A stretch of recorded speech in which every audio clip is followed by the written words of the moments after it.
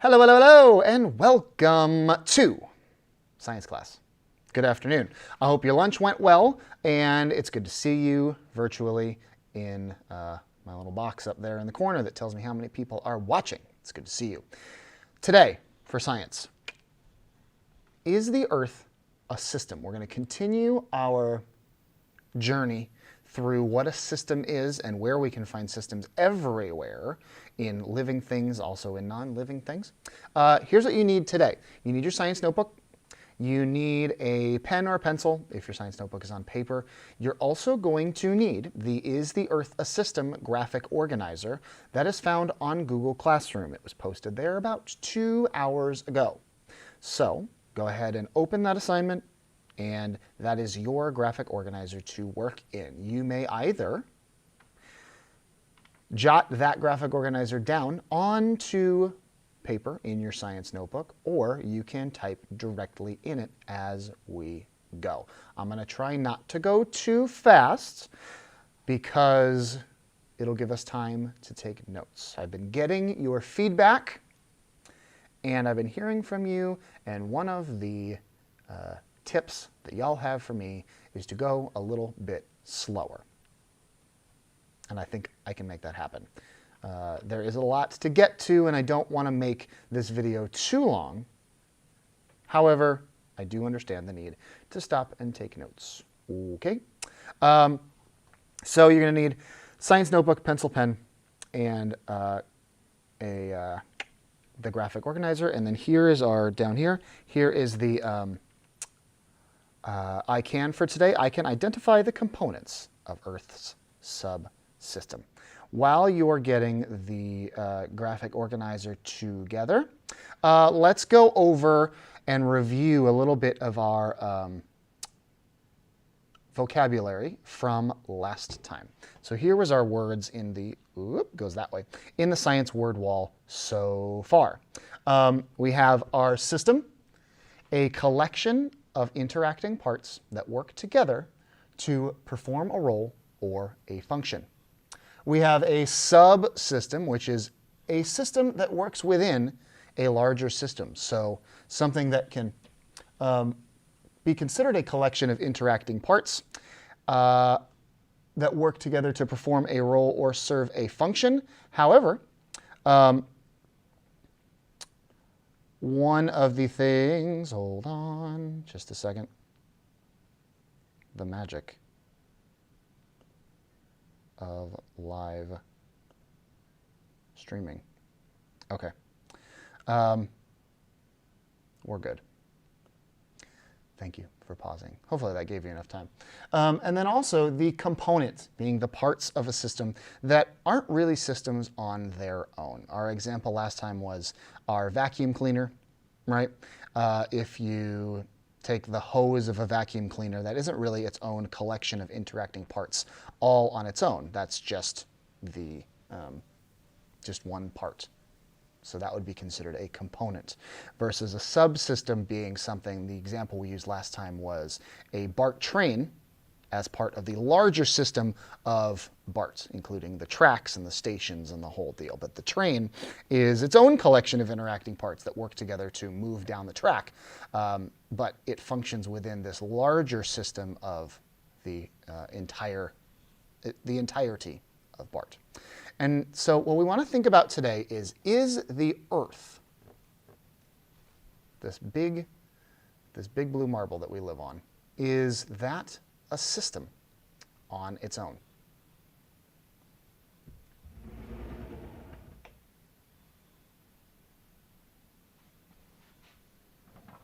How handy that this was here.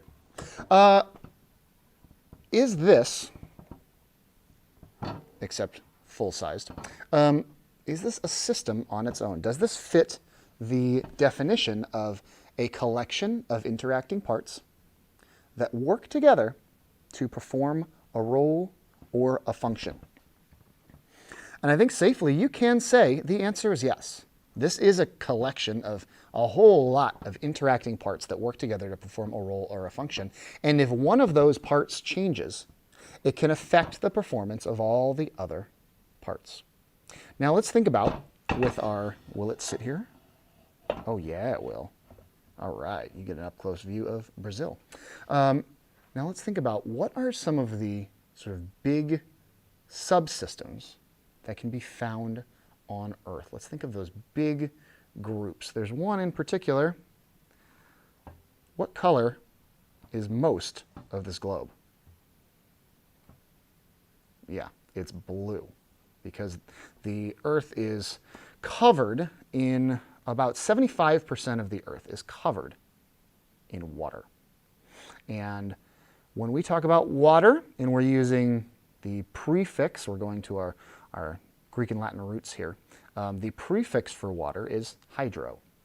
So our hydrosphere, or water on the globe, is one of our subsystems. Okay? Everything that happens in and around water, and all of our parts are what we consider part of the hydrosphere. And this is where our graphic organizer comes in. I've got our graphic organizer here as a little demo, and you can see here is hydrosphere. That's actually the first one we're going to talk about, even though it's second on our graphic organizer.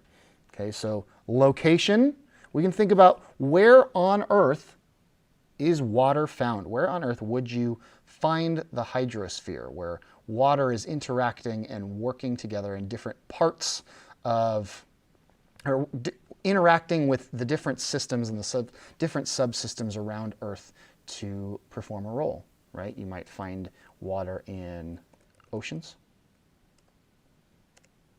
You might find water, rivers or lakes. Right? Where else might you find water? Just checking the chat there. Oceans, rivers or lakes. Sure, rain, absolutely, could play a role. Be more specific than everywhere. Got to be specific for this, because we could just say everything is everywhere, but that doesn't tell us a whole lot, does it?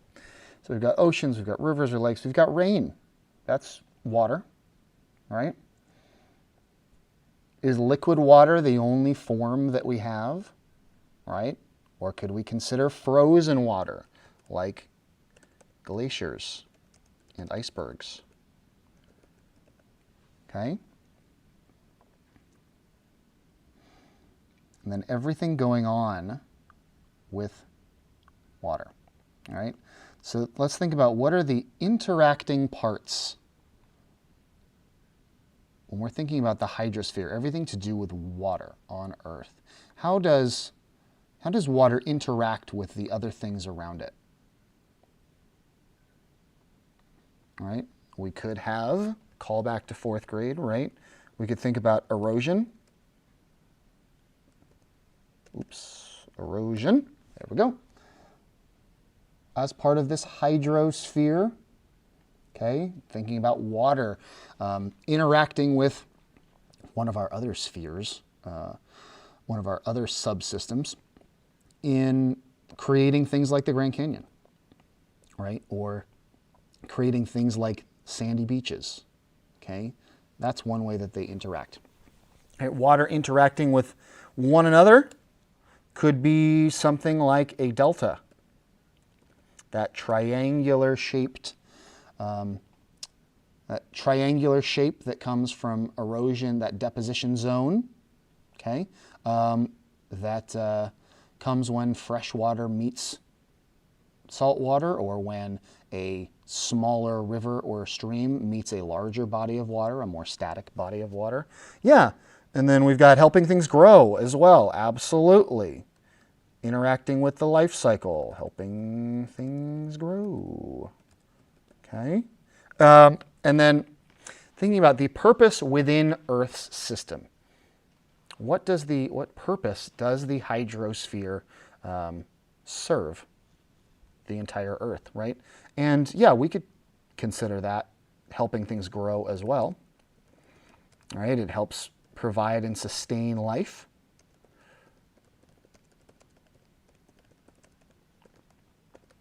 Okay. What else might it do? Helps move resources around.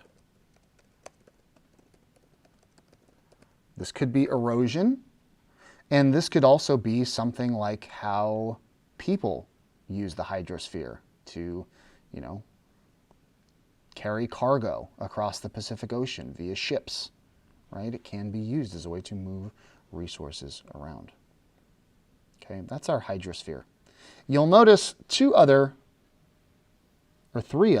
subsystems that I've listed here. Let's go back to our globe here. The one at the top of the list that you might have noticed is our geosphere. And you can see on this globe, actually, if you look close, you see there's some raised kind of bumps here. Here's the Himalayas. Okay, this is partially our topographic map, right? That's showing all of these, you know, places where mountains and mountain ranges are popping up all over the planet. They go all the way up to the Arctic Circle up here. Here's our Sierra Nevadas and our Rocky Mountains. Okay, here's the Appalachians and the East Coast. Okay, so all of those things that, frankly, we learned and studied in 4th grade about rocks, soils, landforms, that's all in what we call the geosphere. So we can go back to our graphic organizer here. The geosphere, right? We have mountains. We have other landforms like canyons, beaches. Here's one for you. Drop your answer in the chat when you know it. What is the name for those big things that at the sort of surface of the Earth's crust that they move against each other and they cause earthquakes, and cracks in them potentially can cause volcanoes? Think about that, right? Because that ties into our interacting parts here. Okay.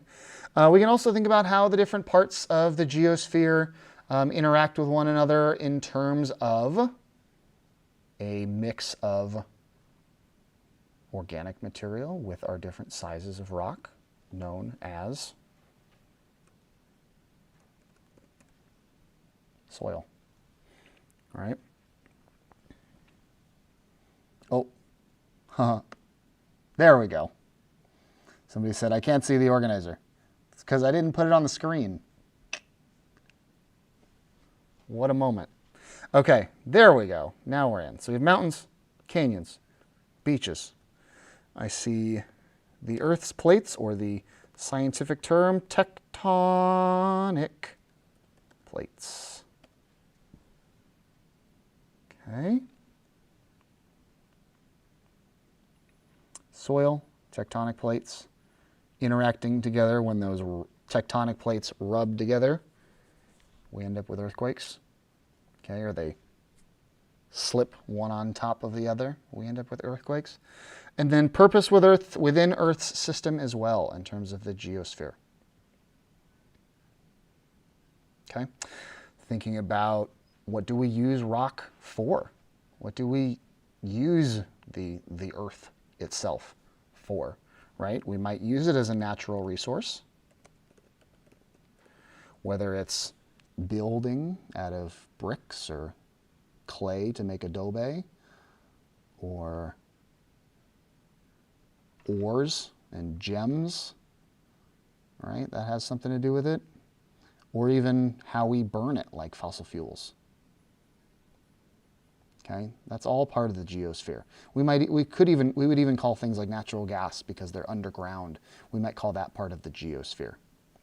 Okay, yeah, exactly. Making concrete for streets and sidewalks, making asphalt for streets and sidewalks, that kind of thing too. That's all really part of the geosphere. Okay, I didn't type everything, but you may completely add more things than I'm adding here. Okay. The atmosphere, I'm actually going to leave for you to do. The atmosphere, you may have heard that word before, meaning sort of the air up there, right? That's anything to do with that layer between the geosphere and space, right? That anything to do with up in the air, the different sort of gases and things right now There is right now our atmosphere would include a heck of a lot of smoke. All right, so again, that's also how our different subsystems work together and how they change, right? Something happens down in the geosphere or in the biosphere. We'll get to the biosphere in a second, but that's anything to do with life. Bio, meaning life. Interactions down on the ground can have a big effect on what happens in the atmosphere, right? All these fires that we've got going on, they've made our atmosphere a lot less healthy and have changed the composition of our atmosphere. And that can lead to a lot of things. So for atmosphere, what would you put, right? Above the ground, in the air, up to you. Okay. The last one I want to talk about is the biosphere, and it's something we're going to dive in depth into on Thursday. Okay.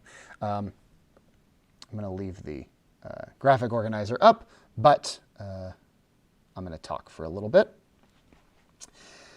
The biosphere, when we really think about that biosphere, we did a little bit of this work last year with food chains, food webs, thinking about how different species, both plant and animal, interact with one another, and how if you change one component in that biosphere, it affects everything else in the biosphere. Just like if you change one component of the atmosphere, like the amount of, in this case with the smoke, the amount of what we call particulate matter floating out in the atmosphere, right? You change one thing about it, and it causes everything else in that subsystem to have to adjust a little bit, right?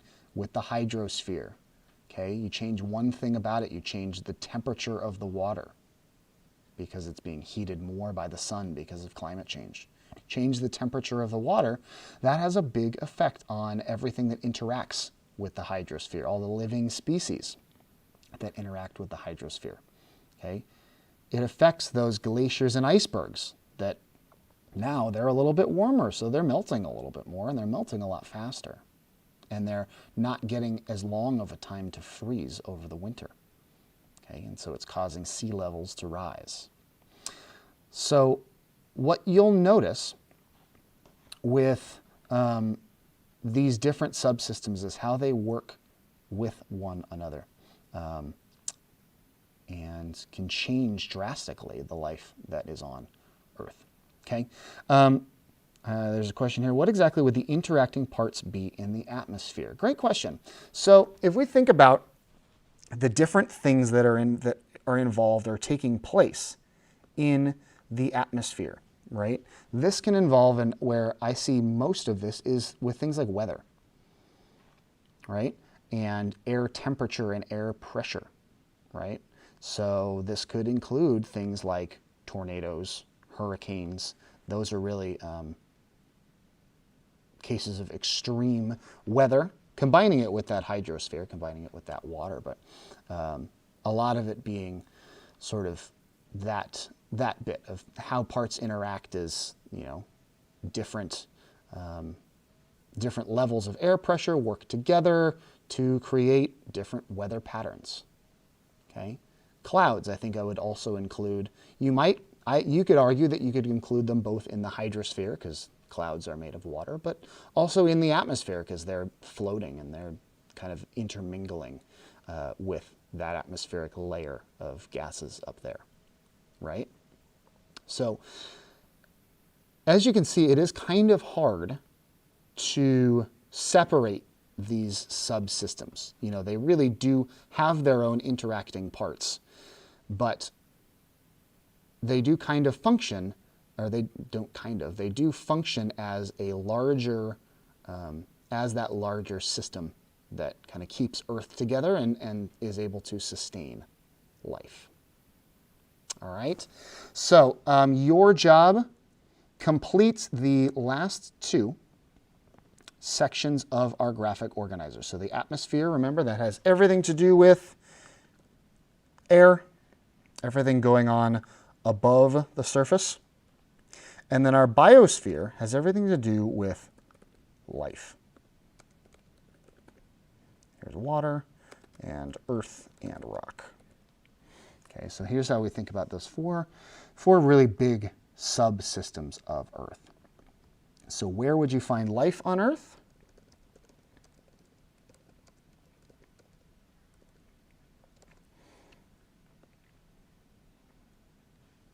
Okay, good question. Where does life happen, right?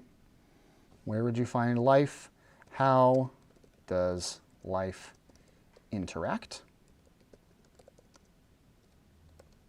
And what are, this almost feels like what is the meaning of life, but what does the biosphere do to sustain Earth?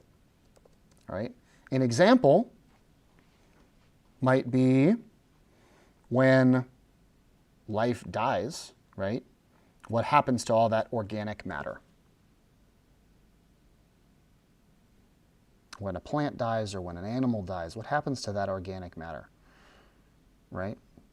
That energy gets reused. Either it's getting reused by another organism because that other organism is consuming that plant or animal, or it decomposes and those nutrients and that energy stored in that organism go back into the soil, become humus. They gets